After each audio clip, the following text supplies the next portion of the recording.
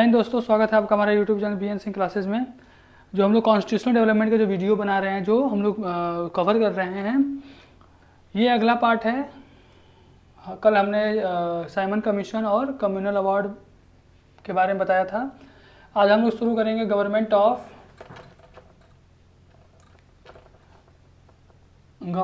Of India act 1935 Bharat शासन अधिनियम 1935।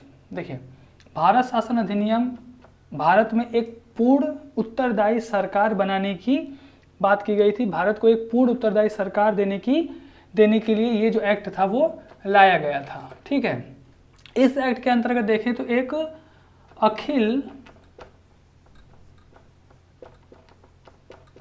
भारतीय संघ, ठीक है, all India federation, all India, मतलब कहने का मतलब है एक फेडरल स्ट्रक्चर देने की बात की गई थी, एक संघीय प्रणाली बनाने की बात की गई थी।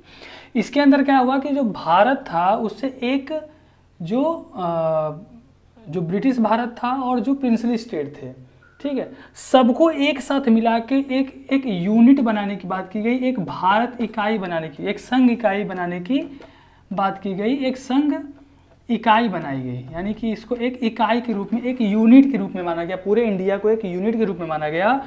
और इसकी जो शक्तियाँ थी, जैसे कह रहे हैं कि फेडरल स्ट्रक्चर शुरुआत हुई थी, फेडरल स्ट्रक्चर का यहाँ पे शुरुआत हुआ था, संघवाद के बाद संघ की तरह स्थापना हुई थी। इसके अंतर्गत क्या हुआ कि सबसे पहले जो पावर थे, जो आपके स्टेट और इंडिया के बीच में, स्टेट और संघ के जो केंद्र था वो और राज्यों के बीच में शक्तियों का बंटवारा हुआ। पहली बार 3 लिस्ट बने थे। इसके पहले हमने बताया था कि पावर जो बंटवारा हुआ था 2 लिस्ट बने थे, इसके साथ प्रोविंशियल लिस्ट और एक था यूनियन लिस्ट। अब इसमें क्या हुआ, 3 लिस्ट बने। एक था आपका फेडरल लिस्ट यानी कि संघीय सूची,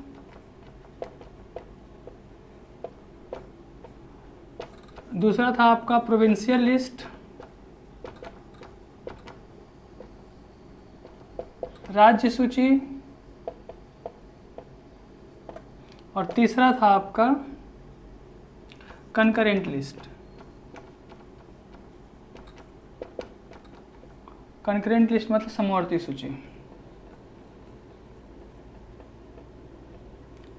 ठीक है, ये 3 लिस्ट बना के जो शक्ति थी, जो पावर था, उसका बंटवारा कर दिया गया और सबको अपने अपने लिस्ट के अकॉर्डिंग पावर जो था वो शासन करने का, अपने अपने लिस्ट के अकॉर्डिंग जो था वो रूल बनाने का प्रावधान कर दिया गया। देखिए, संघीय सूची की हम लोग बात करें तो फेडरल लिस्ट में आपके इसमें 59 सब्जेक्ट थे, 59 सब्जेक्ट थे। राज्य सूची में 54 सब्जेक्ट थे और समवर्ती सूची में 36 सब्जेक्ट थे। ठीक है, इस तरह से क्या हुआ कि ये शक्तियों का बंटवारा हो गया। लेकिन और इसके अलावा जो आपका रेसिड्यू पावर था, रेसिड्यूरी पावर यानी कि रेसिड्यू पावर का मतलब हम लोग कह सकते हैं जैसे हमारी अवशिष्ट शक्तियाँ। ठीक है, इसके अलावा जो भी चीज़ें बचा वो सब का जो अवशिष्ट पावर था वो आपका वायसराय के पास था, यानी कि जो उस समय वायसराय होता था, वायसराय जो था उसके पास ये पावर दे दिया गया था।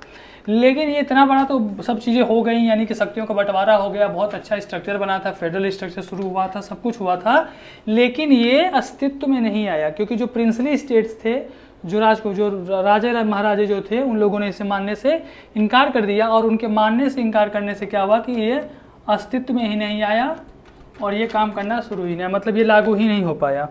ठीक है, इसके बाद हम लोग देखते हैं कि प्रांतों की हम लोग बात करें, प्रोविंस की बात करें तो जो प्रांत थे, प्रांत में जो द्वैध शासन था, डायआर्की सिस्टम था, ये डायआर्की सिस्टम यानी कि द्वैध शासन को समाप्त कर दिया गया। और जो प्रांतीय सरकारें थी, जो प्रांत की जो सरकारें थी, उनको जनता के प्रति उत्तरदायी बना दिया गया।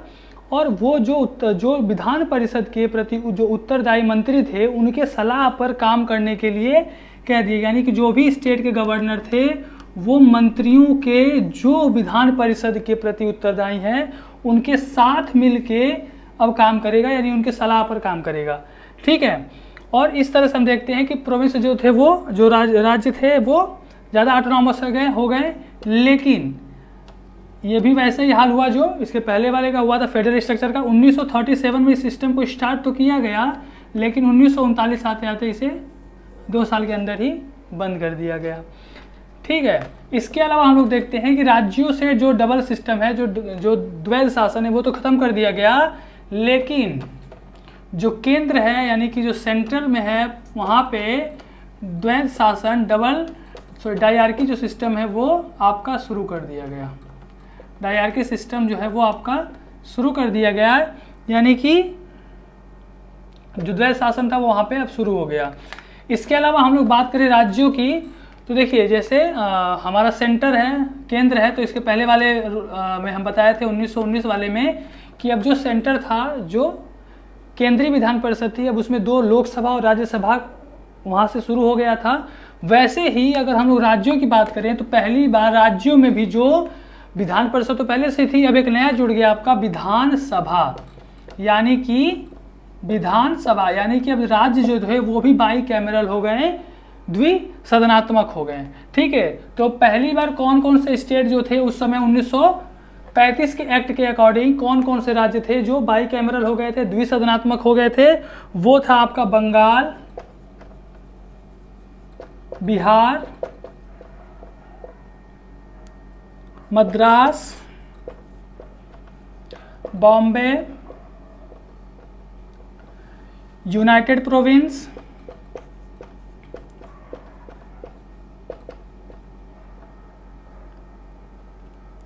ठीक है, 1 2 3 4 5 एंड असम। ठीक है, तो 1935 के एक्ट के अकॉर्डिंग जो प्रोविंशियल जो लेजिस्लेटिव काउंसिल थी उसे द्विसदनात्मक बाई कैमरल कर दिया गया, एक विधान सभा ऐड कर दिया गया, यानी कि लेजिस्लेटिव काउंसिल ऐड कर दिया गया। इसके अंतर्गत 6 राज्यों को बाई कैमरल बना दिया गया, जिसमें Bengal, Bihar, Madras, Bombay, united province and Assam. आज के परिप्रेक्ष्य में हम लोग बात करें, प्रेजेंट डे में बात करें, तो भारत में 6 ऐसे राज्य हैं जहाँ पे द्विसदनात्मक व्यवस्था है, डबल यानी कि बाई कैमरल सिस्टम लगता है। ठीक है, देखिए बाई कैमरल सिस्टम का मतलब जो होता है, जो क्या विधानसभा है, जो विधानमंडल है, जहाँ पे कानून बनाए जाते हैं। द्विसदनात्मक में आपके आते हैं, एक आता है विधान परिषद और एक होता है आपका विधान सभा। ठीक है, जो विधान परिषद होता है इसे लेजिस्लेटिव काउंसिल बोलते हैं, और जो विधान परिषद को लेजिस्लेटिव काउंसिल और विधानसभा को लेजिस्लेटिव असेंबली बोलते हैं। देखिए, जो विधान परिषद के जो सदस्य होते हैं ये इनडायरेक्टली चुने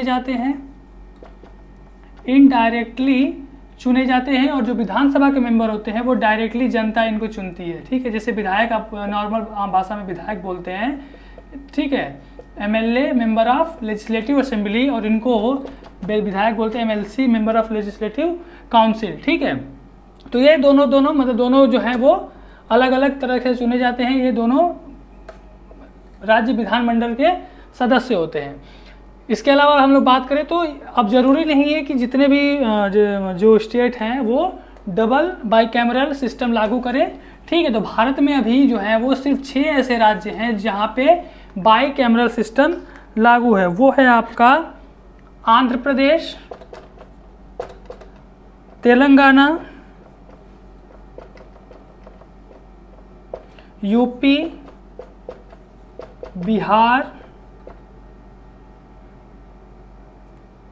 कर्नाटका, महाराष्ट्र।